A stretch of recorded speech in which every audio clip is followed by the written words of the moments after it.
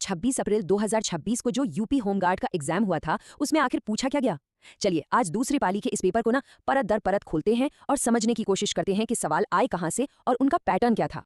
आज हम इस पूरे पेपर को कैसे देखेंगे, सबसे पहले एक ओवरऑल नजर डालेंगे, फिर उत्तर प्रदेश पर जो खास फोकस था उसकी बात करेंगे, उसके बाद इतिहास, भूगोल और विज्ञान के सवालों को समझेंगे, फिर करंट अफेयर्स और हाँ, आखिर में सबसे जरूरी बात कि इन सबसे सीखकर हमारी आगे की स्ट्रैटेजी क्या होनी चाहिए।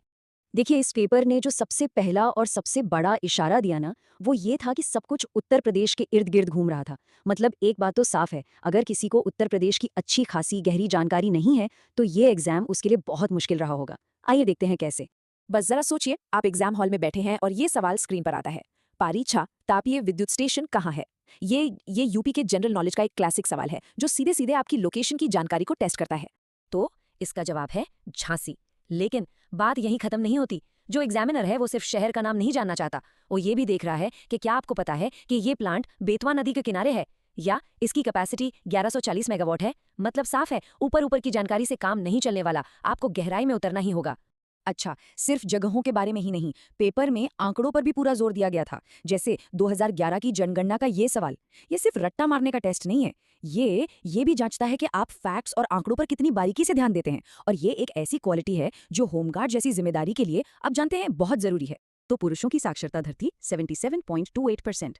लेकिन असली कहानी तो तब समझ आती है जब हम इसकी तुलना टोटल रेट यानी 67.68% और महिलाओं की दर 57.18% से करते हैं। आप देख रहे हैं, ये सिर्फ नंबर्स नहीं हैं, ये हमारे राज्य की एक सामाजिक तस्वीर भी दिखाते हैं। तो ये तो एकदम साफ हो गया कि यूपी स्पेशल नॉलेज बहुत बहुत जरूरी थी। लेकिन पेपर की जो नींव रखी गई थी वो कुछ ऐसे कोर सब्जेक्ट्स पर थी जो आप कह सकते हैं हर कॉम्पिटिटिव एग्जाम की रीढ़ होते हैं। मतलब हिस्ट्री, ज्योग्राफी और जनरल साइंस। यहाँ देखिए, इतिहास और भूगोल का क्या शानदार कॉम्बिनेशन है। चंपारण, एक ऐसा नाम जो आजादी की लड़ाई में गूंजता है, वो आज के भारत के नक्शे पर कहाँ है।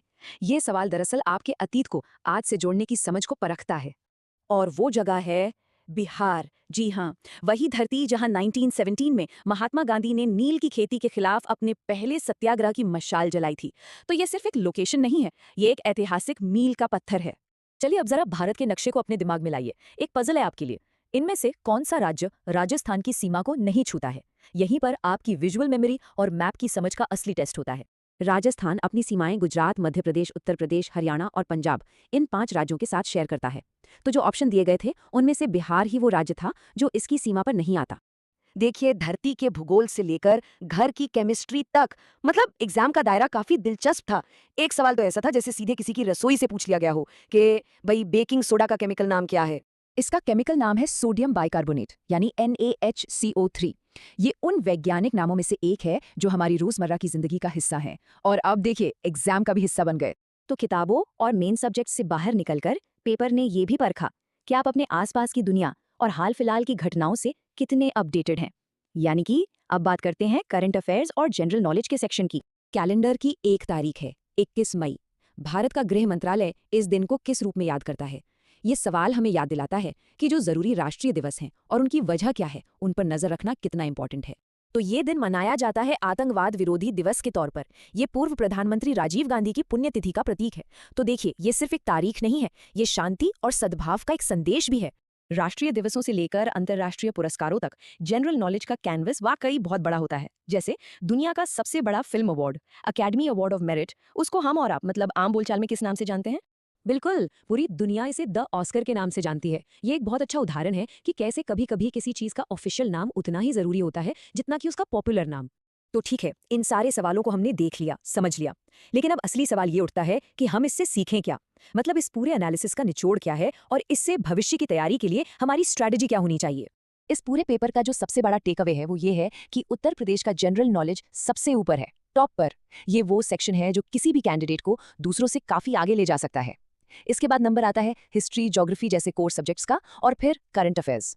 तो आपका एक्शन प्लान क्या होना चाहिए? यहाँ एक सीधा साधा 3 स्टेप फॉर्मूला है। पहला, यूपी स्पेशल नॉलेज पर अपनी पकड़ एकदम चट्टान जैसी मजबूत कर लीजिए। दूसरा, जो कोर्स सब्जेक्ट्स हैं उनकी नींव को पक्का कीजिए। और तीसरा, करंट अफेयर्स से हर रोज अपडेटेड रहिए। और हाँ, आखिर में एक बात, सफलता का सारा राज ना बैलेंस में छिपा है। जो कैंडिडेट राज्य की गहरी जानकारी को देश दुनिया के जनरल नॉलेज के साथ सही तरीके से बैलेंस कर पाएगा, वही इस रेस में सबसे आगे निकलेगा। तो अब यह सवाल आपके लिए है। इस पूरे एनालिसिस को देखने के बाद अपनी तैयारी की स्ट्रैटेजी में वो एक सबसे बड़ा और सबसे असरदार बदलाव आप क्या करने वाले हैं, इस पर जरूर सोचिए।